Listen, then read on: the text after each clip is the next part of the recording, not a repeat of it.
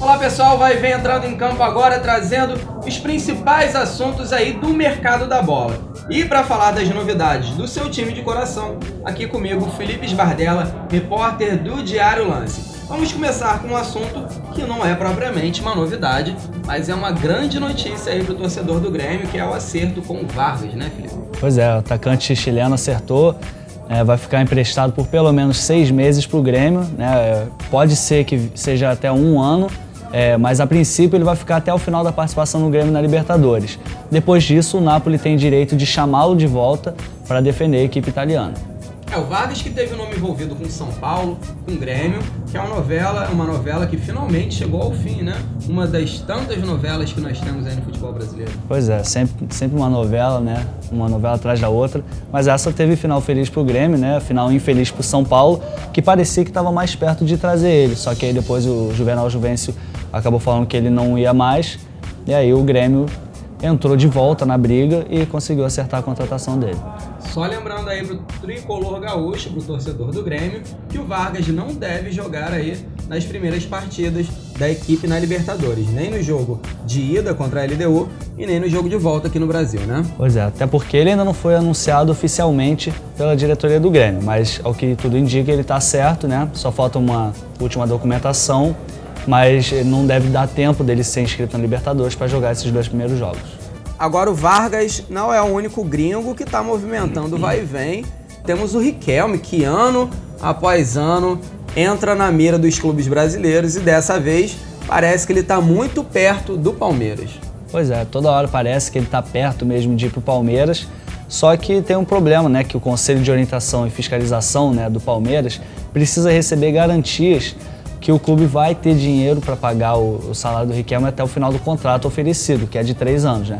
420 mil reais mensais, é bastante coisa, e o Tirone está saindo agora lá do Palmeiras, esse final de semana vai ter as eleições lá, então ele, que é o presidente em exercício agora, né, vai ter que dar garantias que o Palmeiras terá dinheiro para pagar ele até o final do contrato. O Palmeiras que vem se reforçando aí desde o final de 2012, o Palmeiras vai disputar a Libertadores e vai disputar a Série B esse ano, e talvez o Riquelme seja o grande nome da equipe para essa temporada aí de 2013. O Riquelme pode chegar, mas o Mazinho não vai sair? Pois é, aparentemente não, né? O Mazinho recebeu uma proposta do futebol japonês, o clube ainda não foi divulgado, uma proposta de empréstimo, só que os valores não agradaram muito o Palmeiras, né? Que espera por uma nova proposta mais alta, o que facilitaria na vinda do Riquelme, né? Que poderia ser esse dinheiro ser usado na contratação da Argentina. O Palmeiras está fazendo um pouco de jogo duro para ver se tem um montante de dinheiro um pouco maior nas mãos, e quem está fazendo jogo duro com o Palmeiras é o Botafogo. O Botafogo está segurando aí com unhas e dentes o Márcio Azevedo, que, diga-se de passagem, está bem cobiçado aí, né? Tem o Palmeiras querendo, e pode ser que tenha outro time aqui do Rio que entre nessa negociação aí pelo Márcio Azevedo, que teve a segunda proposta recusada por parte do Botafogo. O Márcio Azevedo ele é muito querido no Palmeiras, né? Tanto que o clube paulista já fez 2 propostas pelo jogador, como você disse, o Botafogo recusou ambas, né? Só que o Palmeiras ainda não desistiu. Só que o problema para o Palmeiras é que o Botafogo disse que até libera ele, mas pelo valor da multa rescisória dele, que deve ser bastante alta. E quem também pode entrar na briga é o Fluminense, né? Já que o Monzon apresentou um problema no coração nos exames médicos, né? Até o nosso jornal O Lance mostra com mais detalhes, se você quiser ver.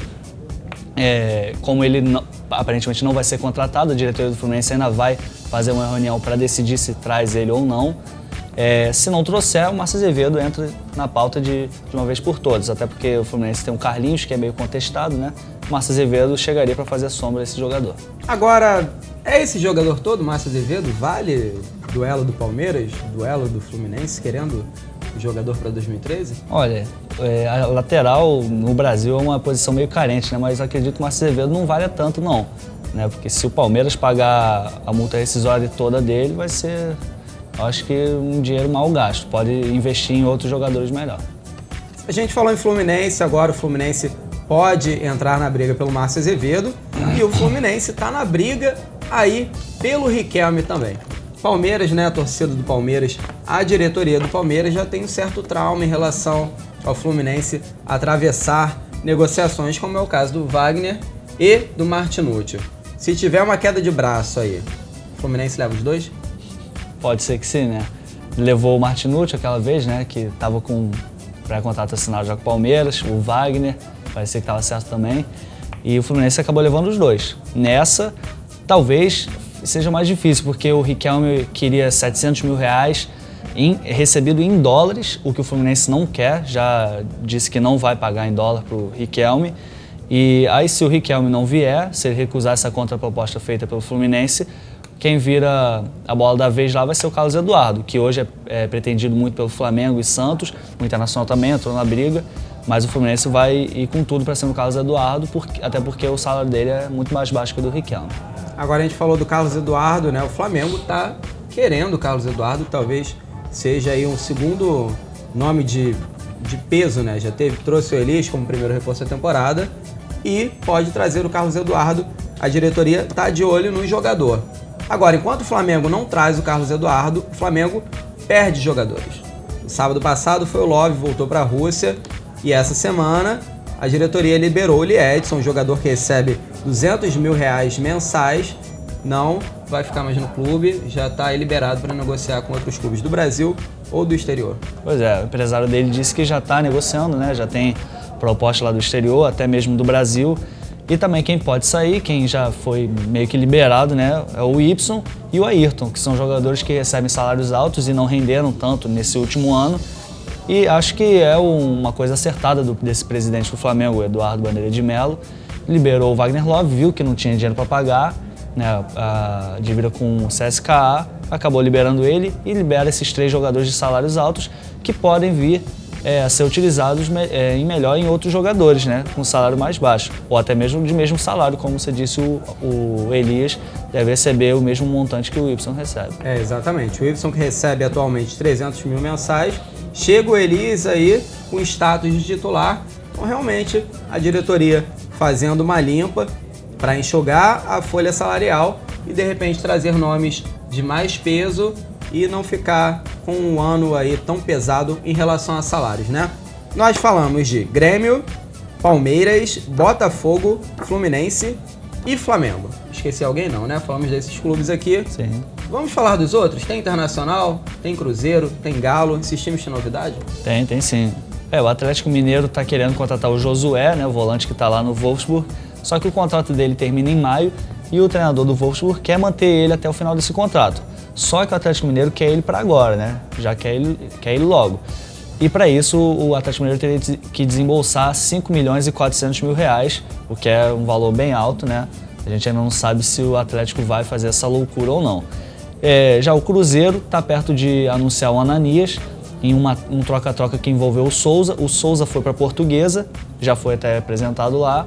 E o Ananias está perto, só faltam alguns detalhes, deve chegar para aumentar esse elenco estelar, né, que conta com o Dagoberto, Borges, Diego Souza. Teve aquela apresentação belíssima, né, com uns 15 jogadores assim enfileirados lá na Toca da Raposa, inovando o Cruzeiro. Pois é, muito jogador, né, chegando principalmente do ataque do meio para frente, né. E o Internacional, que perdeu o lateral direito Ney, não perdeu o lateral direito Ney, né, na verdade eles não renovaram o contrato. Aí o Santos foi lá, se aproveitou, pegou ele e aí abriu mão do Bruno Pérez, que estava emprestado pelo Audax de São Paulo. Aí o Internacional foi lá, negociou com esse clube, acertou já com o Bruno Pérez, que disputou o último Brasileirão pelo Santos, e foi bem, inclusive. E também o Inter está perto de anunciar o Helder, lateral direito também do Nancy, da França, mas esse ainda faltam alguns detalhes, não foi anunciado oficialmente pela diretoria. E outro que também pode vir, mas não é tão certo assim, é o Felipe Bastos, o volante do Vasco, interessa bastante, né, a cúpula lá colorada. Só que há alguns entraves, né, como o Vasco não pagou todo um montante de dinheiro para o Benfica, que detinha os seus direitos, então o Inter teria que negociar diretamente com o Benfica para pagar esse valor, né? Aí liberaria o Vasco de tudo. Aí acabou recuando. Né? É meio complicado o negócio. E eles já trouxeram o Williams também para a mesma posição, então parece que o Felipe Bastos não vem para o Inter. O Williams que ficou pouco tempo na Udinese, né? Pouquinho tempo jogou, acho que 12 partidas, enfim, muito pouco. O Williams voltando aí, o conhecido pitbull da torcida do Flamengo, voltando ao futebol brasileiro. Felipe, muito obrigado pela sua presença. O Vai e Vem vai ficando por aqui. Obrigado pela audiência. Continuem conectados no Lance Net. Um abraço.